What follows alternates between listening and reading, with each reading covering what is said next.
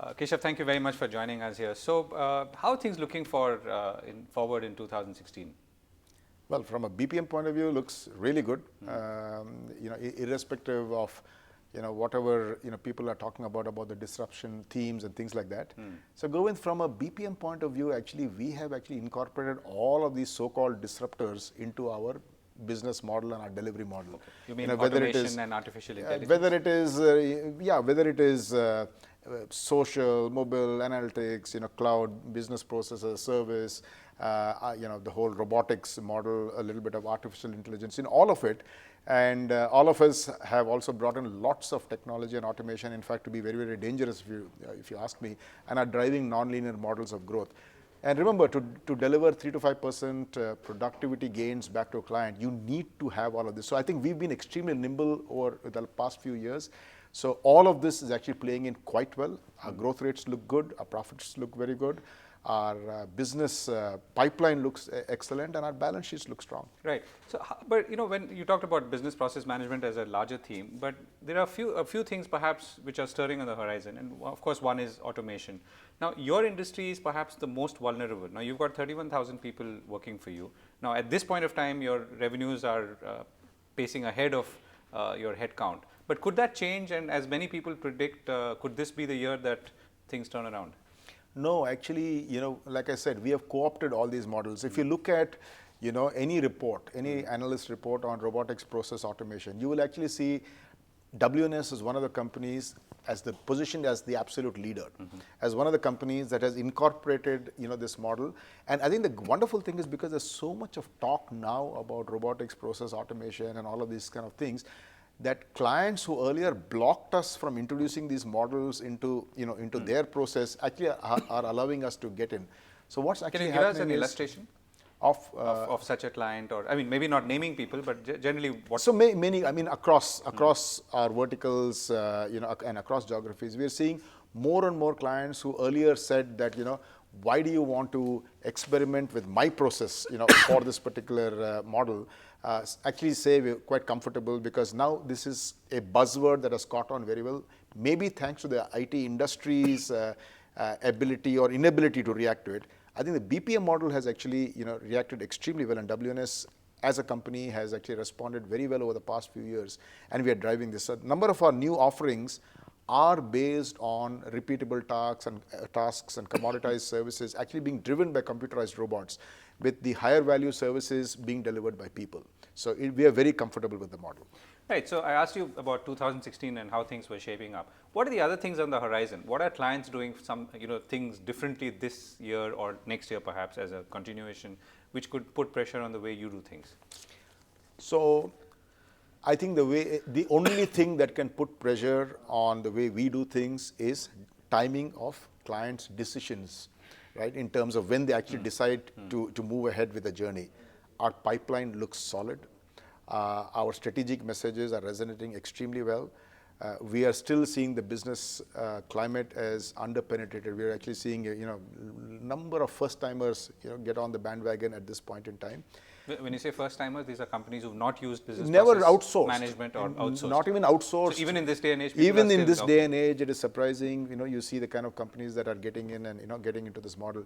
But I think the difference is the resonance and the trust that they have in us as strategic partners is far higher than they would have had in the past, because they have understood that today, in this day and age of digital disruption, we are a company that can actually lead them and take them through whatever mess they're facing in terms of their own business solutions, in terms of helping them understand where clients are, where their competition is rather than, and more importantly also helping them in terms of decision support, right? And leading them as opposed to just following them.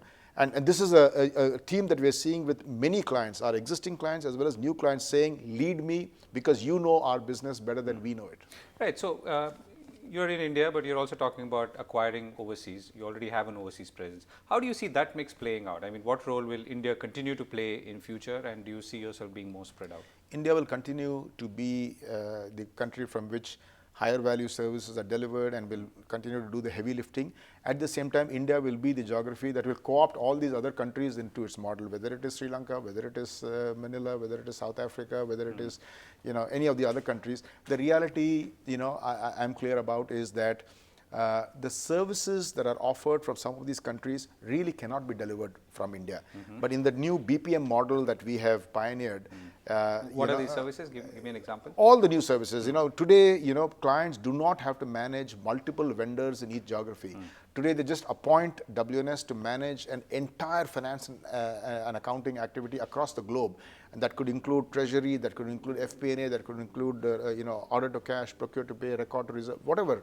But they know that one company can manage all of it across the globe. And there are certain elements that can only happen from certain geographies, right? So again, I want to build the comfort that India has actually expanded beyond the shores of India and have actually co-opted all these countries into its model. So what are the one or two areas that India is known for? I mean, India is known for and delivers well, at least from your world.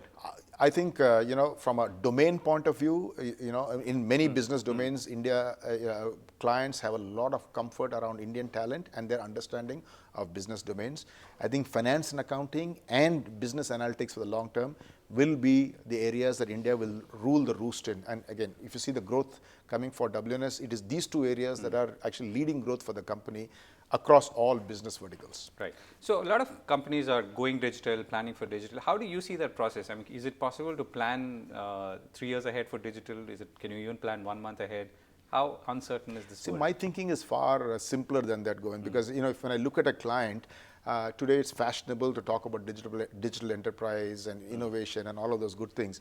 But when we interact with clients, we're actually interacting from a business process point of view with the CEO on the other side, the CFO, or the head of operations.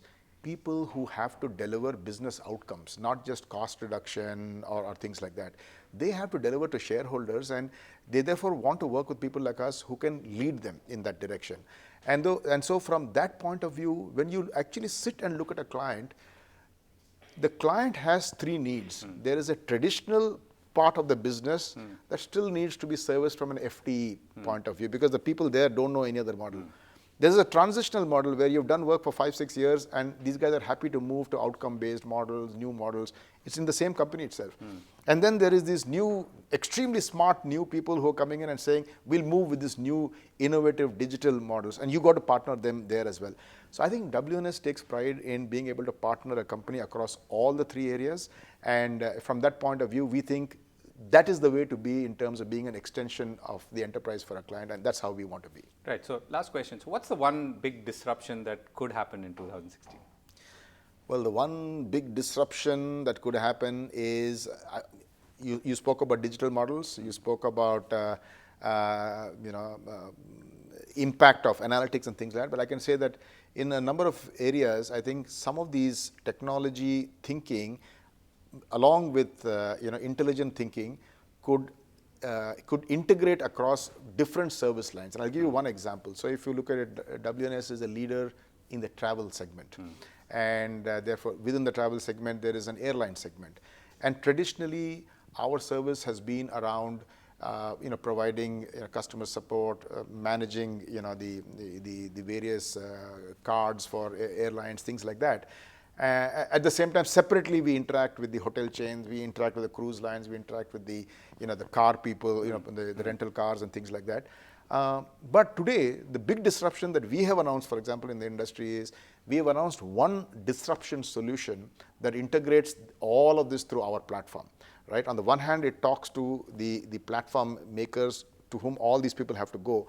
On the other hand, it is customized solutions around every airline separately, such that when you book a ticket today through my disruption solution, if there is a change, again, caused by disruption, maybe a snowfall, maybe a volcano, and what happens today, everything goes for a toss. Yeah. Today, using the disruption solution, my engine will rebook your ticket, will reposition your car booking, will rebook your hotel booking, as well as send an SMS or an email to your loved ones in terms of when you're landing up there at the other location, and also probably send you a message saying where your bag is lost.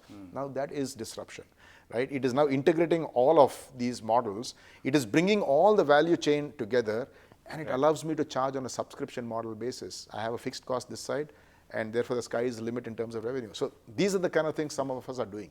Right. This sounds interesting, and I hope I don't lose my bag, but I do hope to use your service someday. Absolutely. Thank you so much, Look Keshav. forward to that. Thanks Thank a you. lot, Govind.